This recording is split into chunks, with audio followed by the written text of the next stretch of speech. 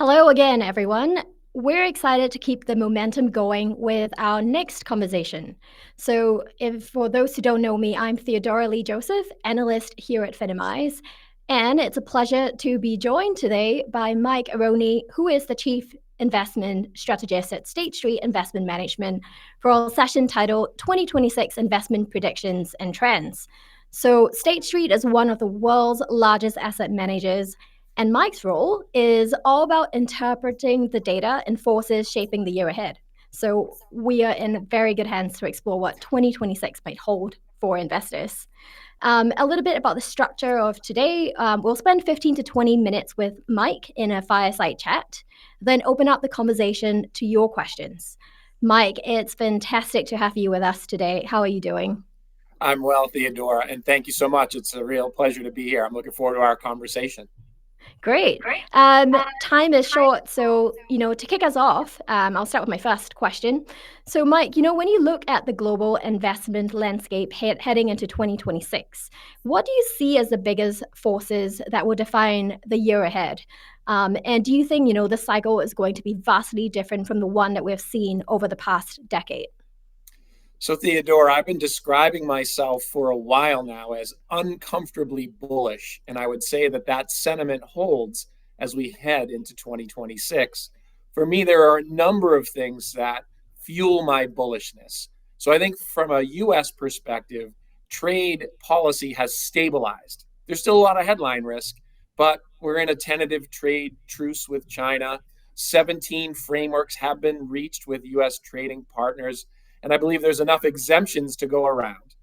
I also believe that the One Big Beautiful Bill Act will provide fiscal stimulus next year. And it's not just a US phenomenon. Governments around the world continue to provide fiscal stimulus to their economies. And I think that'll help as we head to next year.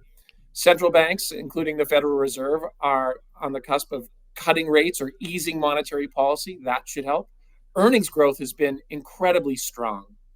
And when we turn to next year and I look at the kind of the benefits for US consumers in the One Big Beautiful Bill Act, incrementally, they will receive $150 billion in incremental tax refund increases in that February to May timeframe. That'll get spent.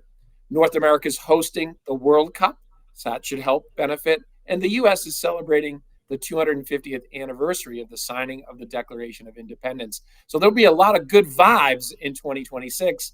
Add on a little bit of deregulation and continued AI momentum, and that fuels my bullishness. Two things that I think have changed in the last few years. 2008 to 2022 was largely driven by very easy monetary policy, benign inflation, low rates, in some instances, negative interest rates, something that exists in no textbook you and I have ever read. That has changed. So we are in an environment where rates are a bit higher, above the rate of inflation, and inflation's a bit stickier than anticipated in a lot of places. It's early December, and just this morning, European inflation came up just a touch higher than expected, for example. So I think those dynamics are a little different relative to the 2008 to 2022 period. Little bit volatility on rates, a little stickier inflation. Investors will have to navigate that, as will policymakers. Yeah, it seems like the last couple of years at least, we have seen so many different kind of moving parts, unexpected moving parts, political risk and all of that. So building on what you've just said, we've seen that US markets have once again delivered solid returns this year. But leadership hasn't been as one-sided. So to give you an example, Spain, Italy, Japan have all done exceedingly well. Do you think this signals a more balanced global cycle ahead, or do you think the US will continue to keep its dominance next year? I think it depends a lot on what happens next outside the US. And what I mean by that mostly is what happens next with economic growth and earnings growth. And so the way that I think about this is there's a number of things that have led to non-US markets outperforming the US this year, which has been a welcome change, I think, in many ways. So the US is trying to remake the global trading system. That has certainly resulted in some changes, if you will. The US has also asked the world to share more equally in the burden of its global security. That's resulted in many folks looking inward and spending more on defense. And ultimately, that's led to this bullish rally in global defense stocks, but it's also led to some changes. The labor market's in a curious kind of balance in terms of both the supply of labor and the demand for it is falling. A lot of that has to do with tougher immigration policy, demographics, and AI. So there's a lot of things that are shifting here. When you look at non US stocks, for example, in developed market countries or emerging market countries, they are cheaper. They've underperformed for a while. So you get some kind of mean reversion or some kind of reversion to average. You had situations where Mario Draghi kind of implored Europe to embrace their competitiveness through innovation and deregulation, a tighter fiscal union, defense spending. At the same time, many central banks were cutting rates, including the ECB. All of this has led to the rally, Theodora. Now, I think the follow through really relies on the fact that will this result in better economic growth and better earnings growth? And I think that is the big question as we head to 2026. So the stocks are cheaper. They have all this good news going for them. That's been reflected in prices this year. But I really think you need to see some earnings momentum and economic momentum in those parts of the world to drive kind of some of the returns. In Japan, you have some policies on fiscal stimulus as well as to make some of the companies more shareholder friendly, a value up in South Korea, and the stocks have responded. But now we need to see the follow through in the earnings growth and the economic growth. So if the U.S. continues to be the leader in that regard, the stock market will likely follow that. So I think that's the big question as we head to next year. One final quick point on this: when I meet with investors, if MSCI ACWI is their global stock benchmark, and about a year ago, US stocks peaked at about 67%. Today, that number is closer to 64, 65%. I can tell you that very few investors that I meet with have 35% of their stock allocation outside the US. So, what we have been suggesting investors think about is if you haven't owned international developed stocks or emerging market stocks in a while, now may be a good time to pare back some of those underweights, get closer to benchmark, and if you're really enthusiastic, to maybe even overweight. We think that emerging markets pose an interesting opportunity, particularly as it relates around the AI theme. And I know we have some questions. I'm sure AI is on everyone's mind on that as well. Yeah, it's interesting you said that, our earnings momentum, earnings growth will kind of need to match with what we've seen in stock markets so far. And I think, some analysts or some banks out there are saying that actually because of the massive investments in AI, that's actually helped, the US in terms of growth this year. And so, can it, and certain economies will continue to likely continue to benefit, like, South Korea, for example, or Taiwan. Speaking of technology, because this is a big portion of what's driven returns this year, AI has indeed been kind of the story everyone's been looking at. Do you see AI as a genuine productivity revolution that will continue to drive returns? Or do you see it, there's a lot of fears that, we're in a bubble now, it's just a capital intensive boom that's likely to fade next year? So I think both of those things can be true at the same time, Theodora. So I think in some respects, the time horizon is important. There's a pretty popular Bill Gates quote around this idea that most people overestimate what can be done in a year, and they underestimate what they can achieve in 10 years. And I think that's kind of where we may be with this AI phenomenon. There's a lot of enthusiasm around consumer and business adoption that will likely take some time. And so I am very enthusiastic that these kind of capital expenditures by the hyperscalers and others will result in productivity gains, economic growth, and some positive outcomes. But, like most cycles, that enthusiasm can run ahead of itself in terms of kind of some of the spending from that perspective. Of course, the most recent corollary is the TMT bubble inflating and ultimately bursting from that perspective. So a couple of things is not all bubbles are bad. Those that where the assets aren't very useful, they don't have a lot of use cases, like land, for example, or tulip bulbs, for example. Those don't have a lot of productive uses, and those bubbles don't really help. Think of the Japan late 1980s, early 1990s real estate bubble, the real estate bubble in the US, for example. Those weren't very productive. But the TMT bubble was actually productive in that it laid the foundation for many of the next companies. So if you think about all that broadband capacity that was created, I often joke that Netflix used to be a company that delivered CDs, DVDs to your mailbox, but that broadband capacity resulted in their ability to do streaming and become a giant company. Same is true for Meta and for Alphabet and others. So the point here is that the biggest spenders are not often the biggest winners, and they do kind of create a bubble-like atmosphere. But ultimately, someone comes along to take on that excess capacity and finds a better use case, a consumer kind of solution, a business solution at a cheaper price point, and they run with it. And I think that's likely to happen this time around. So the productive bubbles are not all that bad. So time horizon's kind of interesting. Final point on this is, why do I think we're in kind of the early stages and not in a bubble yet, or not in kind of dangerous territory? I think there's 4 quick reasons I'd suggest. So maybe I actually will even add a fifth, and I promise the list will be quick. So first, when you think of the TMT bubble inflating, when we look at earnings, at that time, earnings for growth companies were contracting, not expanding. That's not the case today. When we look at both the duration and the magnitude of the capital expenditures in the 1990s, they were far bigger and longer than we are today. The investments in AI are just starting.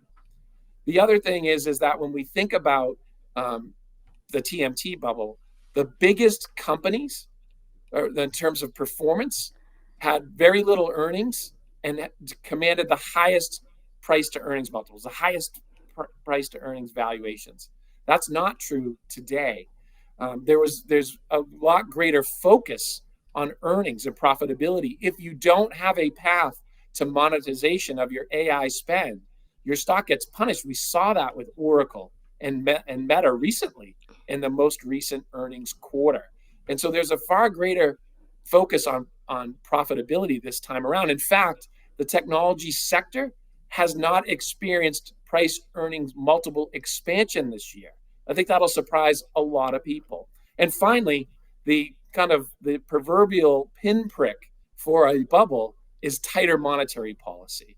So when we look at 88, 89, 99 to 2000, and 2004 to 2006, in all those instances, the Federal Reserve was tightening policy, raising rates. That's not the case today. So for those 4 reasons, I don't think we're in bubble-like territory. I do think that this will have some legs. There is going to be some areas of froth, but I think there's a lot of kind of good outcomes that are likely to prevail here as it relates to AI. We're enthusiastic about its potential. Agreed. I think it's super sensible, to keep an eye out on earnings growth, so are these like price multiples backed by earnings? And so, we're talking about the cycle and bubbles and all of that. We know that every cycle has its blind spots. But what risks in particular do you think investors are underestimating as we head into 2026? I know like political risk has been a factor. We've been so comfortable, with underestimated political risk. Do you think, there's any more of that economic, geopolitical, or structural risk that investors are underestimating?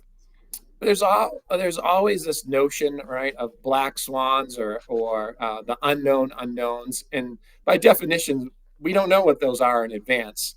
But there are certainly some identifiable risks to this rally. Certainly, there is a risk that all of this AI spending doesn't materialize in that productivity, in those return on investment capital, in return on investment. And that we've peaked in earnings from that standpoint, particularly at these high valuations, at these high prices, when positioning is stretched, credit spreads are tight, most measures of market volatility are complacent. So the margin for error is small and the risk of disappointment is large. So I do think that that is a risk. But in terms of the things that could cause some challenges, for me, it would be an unexpected rise in interest rates. So it could be as a result of tighter monetary policy or unexpected, where the Fed and other central banks don't cut rates as much as anticipated. They kind of keep policy too restrictive for too long. I think that could certainly be a risk. A reacceleration of inflation could be a risk, although it's not my base case. It's something that investors are certainly not pricing in at this point. And that would also ultimately lead to a pickup in rates from that. And of course, kind of all of this is interconnected with the permanent fiscal deficits that many of the wealthy countries find themselves in.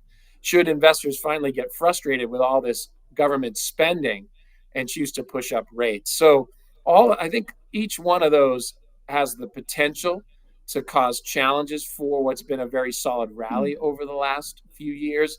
But it always finds its way back, Theodora, to a rise in interest rates. So we all learn kind of, investments 101, stock, bond, real estate. It's the present value of the future cash flows discounted the discount rate. And if those rates are rising, the value of those things must come down. And so whether it's inflation or government spending or those types of things, ultimately higher rates or unexpectedly higher rates are the things that often kind of kill the bull market. And to me, I think that's the one I'd be keeping an eye out for. Okay, that's good to know. We are running up close to our time, so I can probably sneak in my last question, but there are a couple of questions already waiting in line for you. I think, Mike, finally to end this off, what are you most personally excited about in markets right now? Is it a theme, a sector, any long-term shift that gives you real conviction for the years ahead? So I think for me, been a lot of talk about the benefits from artificial intelligence, but far less talk about the benefits from synthetic biology potentially. And so I'm excited about healthcare. And so when we think about this, healthcare has been a dog in the last 10 years. Only 2 years has it outperformed, 2018 and 2022. What do those 2 years share in common? The markets were down and the healthcare is deemed as defensive. It has never been as small in terms of its market capitalization in the last 25 years. In fact, in some instances, NVIDIA flirted with being bigger than all of healthcare's market cap put together. So the stocks are unloved, they're inexpensive. And then when I think about the structural kind of opportunity here, the aging demographic, the continued surge to end terrible things like cancer and dementia, heart disease, and others, alongside of the fact that we are all getting older. 11,200 Americans every day turn 65. That's up from 10,000 each day in the last decade. And that's just not a US phenomenon. That's happening in the UK, Europe, Japan, and many other places. So healthcare spending, I do believe, will increase. But where will it be spent? I think synthetic biology is kind of an interesting longer term structural trend. So AI and quantum computing, they get all the love. But I think synthetic biology is kind of an interesting one. Walter Isaacson wrote a great book on breaking the code breaker, about Jennifer Doudna. And she did a lot of work on gene editing and things. It kind of fueled my enthusiasm, so to speak. So healthcare broadly and biology and biotech in particular, I think structurally are going to undergo an incredible transformation and meets well with some of the demographics and health challenges that we face globally. Yeah, it's interesting you said that because I've been doing some reading as well, and I know healthcare as a sector, for example, it's one of the biggest beneficiaries, second order beneficiary from AI. Just research wise, being able to cut down that kind of the time wise and effort and cost involved. So very interesting sector to look out for. Thanks so much, Mike. I might now just bring in some questions we have from our audience. The first question is a little bit back to what we spoke about regarding tech. So the question is, what is your expectation of the Nasdaq next year, given the concentration risks, kind of the Mac 7 and how it dominates the index returns, and the reliance on AI investments in general? Right. So investors have been grappling with this notion of concentration risk for a while. And for the last year, we've been recommending a bit of a different exposure to technology, a more equally weighted versus a cap weighted exposure to technology.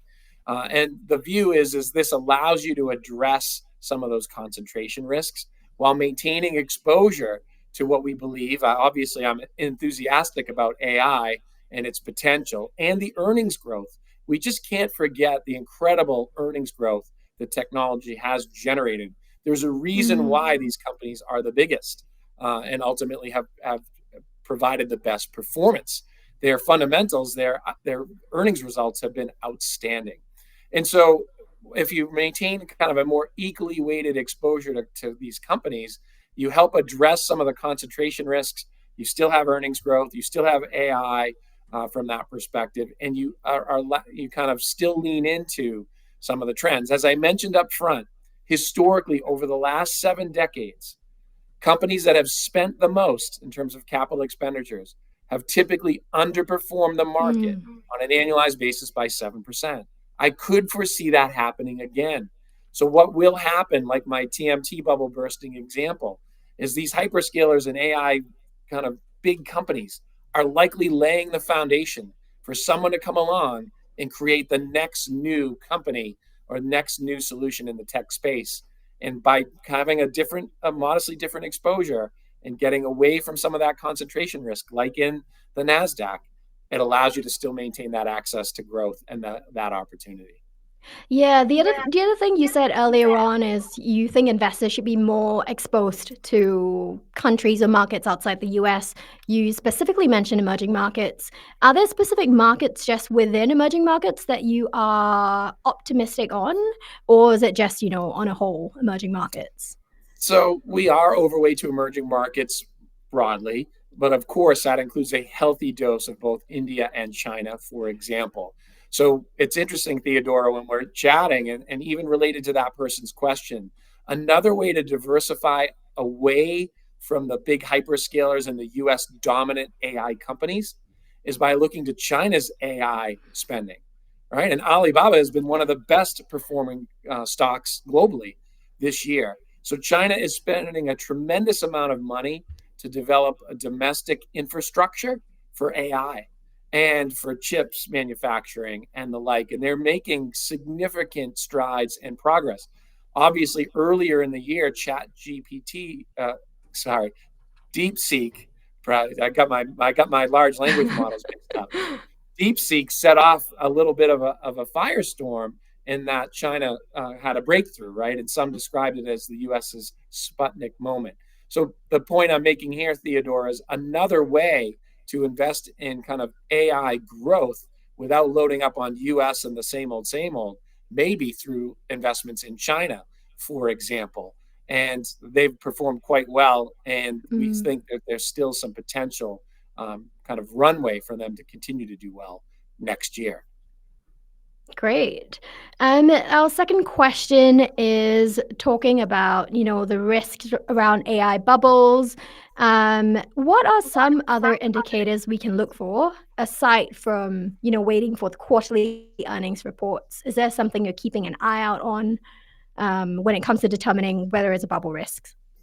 So I think for me, if the price performance of the companies didn't match up with their underlying fundamental performance, that's concerning. So again, I think what's been different this time is there's been very little multiple expansion in technology this year. I think that will surprise a lot of people. What's been driving the returns has been earnings growth.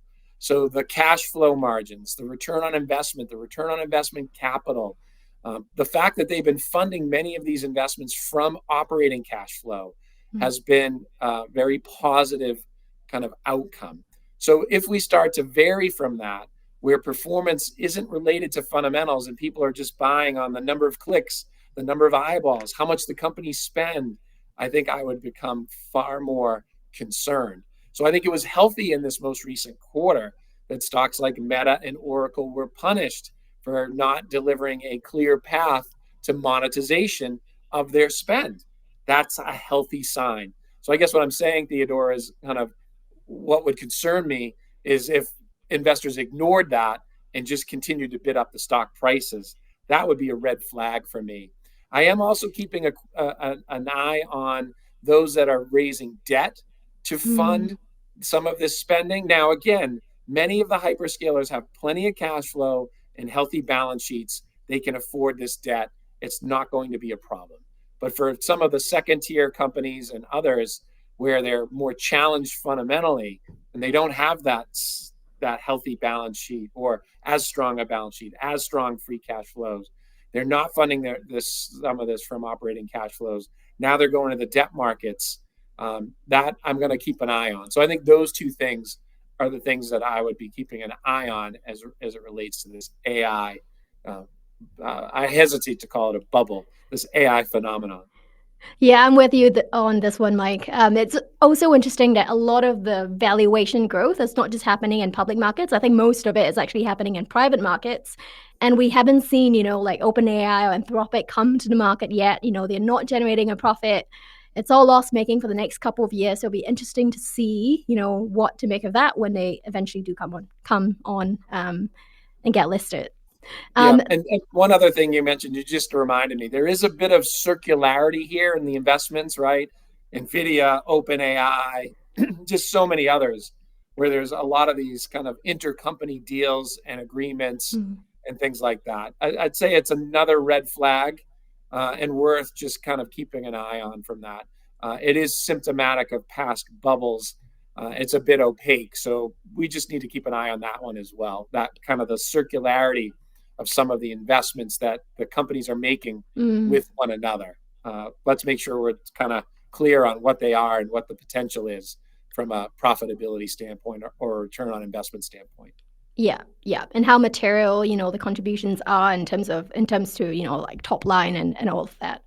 Um, Exactly. our our next question here goes back to the point you made about being uncomfortably bullish. The question is, has that always been the case for you, or was there a time when you were full on bear, and if so, what changed? So for me, I've been uncomfortably bullish for a while. There have been times where I've been a bit more bearish. And historically, what's changed is the fiscal stimulus, the monetary stimulus. It's very difficult for the economy to fall into recession with such kind of support. The other thing is earnings are growing tremendously. We've had our fourth consecutive quarter of double digits earnings growth in the US. It's very rare for the US to suffer a recession or something worse at kind of with earnings growing so strongly. So, look, I know my crystal ball is as murky as everybody else's, but kind of with the fiscal stimulus, monetary stimulus, and earnings growth, it's hard to foresee. That's a solid foundation. It's hard to foresee a kind of a change from that. I've been more bearish when you didn't have those conditions, Mm, when you didn't have that type of support, where earnings just weren't very good and prices were too high. yeah. I think we might have time for one last question, and this question is on your take on, say, commodities. Can gold continue to outperform? It had a solid run this year so far. Silver has done really well as well. And what are your takes on some of the industrial metals like copper? And yeah. So we're bullish. If you want to think about your portfolio in kind of three dimensions, your stock portfolio, your bond portfolio, and kind of your real asset portfolio, so to speak, I would suggest that real assets are underowned and underappreciated in the Mm, role that they play. So stocks will do just fine as long as the earnings in the economy are growing. That's what we expect. And they're a good inflation hedge. That's proven to be true. But Theodora was asking me, hey, what's changed this time around early on in our conversation? And I mentioned both interest rates and inflation versus the 2008 and 2022 period. So those are detrimental to those bond holdings, higher rates and stickier inflation. So you need something else as a complement. You can't just have a whole stock portfolio.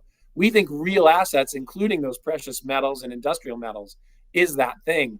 And you can build a diversified real asset portfolio that includes infrastructure, real estate, precious metals, industrial metals, commodities, natural resources, and the like, including gold, with some income that has good properties. And that type of portfolio has actually outperformed both stocks and bonds this year in most instances, at least as it relates to the S&P 500 and the U.S. aggregate index.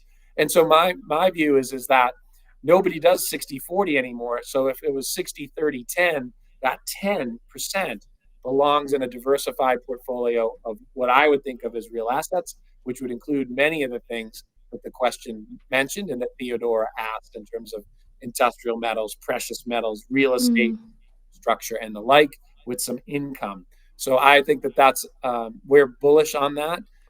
We think that when you look at the rare earth kind of elements and the competition for that, whether it's national security or building out the AI kind of infrastructure, that is likely to be prolonged for a number of years and will likely keep these things, which have scarce kind of availability, well bid. So we like real assets. We're bullish on them. Great. So to sum up, diversify beyond the US and not just, diversify across equities and, into other different asset classes as well. Right. And be cautious on bonds, as rates and inflation may prove to be two headwinds for them. You got to have some for capital preservation and income and diversification for sure. We're not telling you to throw them out, but since 2022, they've been challenged, and we think that in the future, they'll likely be challenged. So those stocks and kind of real assets help as a good way to address some of those challenges. Great. So I'm afraid that's all the time we have for today's session. Thank you so much, Mike, for sharing those insights. And thank you to everyone for your thoughtful questions and active participation. Now, that brings this session to a close, but stay tuned, and we'll be back shortly with more great conversations. See you soon.